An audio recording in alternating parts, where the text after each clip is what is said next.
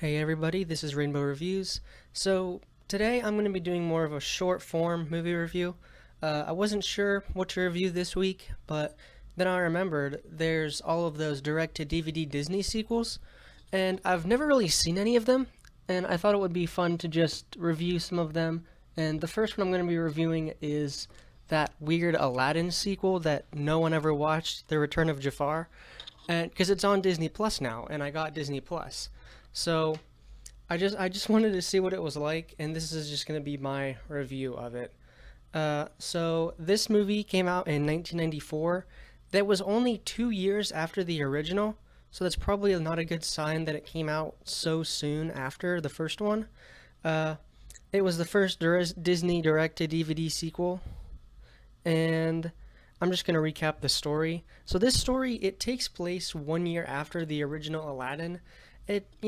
Not a bad start. A lot of sequels like this do a bit of a time skip. But here's what's really weird about this movie. So first of all, in this movie, Aladdin is more of a Robin Hood character. Like he steals from pirates and gives it back to the people of Agrabah, which I guess kind of makes sense for his character. He wouldn't do a complete 180 and become sultan or something like that. There has to be some growth first, so this sequel gets that right at least. But the movie is about Iago, the bird sidekick. Right, remember him? Maybe? I don't know. This movie has him as the main character, and the story is about him trying to be a good guy. It sounds made up. It sounds like a story like 12-year-old me would make up, but that's actually what's happening here. So basically, Iago and Jafar are stuck in the lamp. Iago gets out just because movie plot. I don't know. He just gets out, and then Jafar gets out after him, but they split up. And Jafar is enlisting the help of some person that Aladdin screwed over at the beginning of the movie to help him get revenge on him.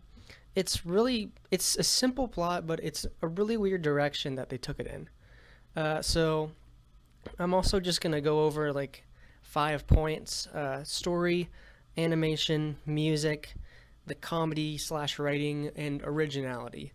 So first, the story. So I already mentioned that Iago is basically the main character in this one, and he really shouldn't be the main character. The story is really kind of boring and bland compared to the original. There's more focus on him than there is Jafar, which when you think of the movie's title, The Return of Jafar, it should be about Jafar, and it is more in the second half. But for the first 3 quarters or first half of this movie, it's all just this dumb bird trying to be a good guy, and that's not exciting to watch. I don't know why they made the story like this. And there's tons of plot holes in the story too. I'm not going to give too many spoilers, but really, does anyone care about spoilers for Aladdin 2, The Return of Jafar? I don't think so. So one of the plot holes at the end is they're trying to destroy the lamp. That Jafar's lamp, it makes sense that would destroy him. But basically, let me set the scene for you here. The lamp is sitting on this rock that's sitting around, it's being surrounded by a bunch of lava. And Jafar's basically creating this lava, almost destroying this lamp, even though he would die if he gets destroyed. And it gets destroyed because he's stupid and it falls into the lava. That's so dumb. Why would you do that? That doesn't make any sense for your character. There's a bunch of plot holes like that, but the movie's plot is really shaky anyway. Whatever. So the animation isn't actually that bad. I mean, I'm probably going to show some pictures or videos of it, some clips. It's got some weird coloring on it. You can tell immediately that this is not Disney Animation Studios. It's a different studio making this movie entirely. But the animation, it can be kind of expressive.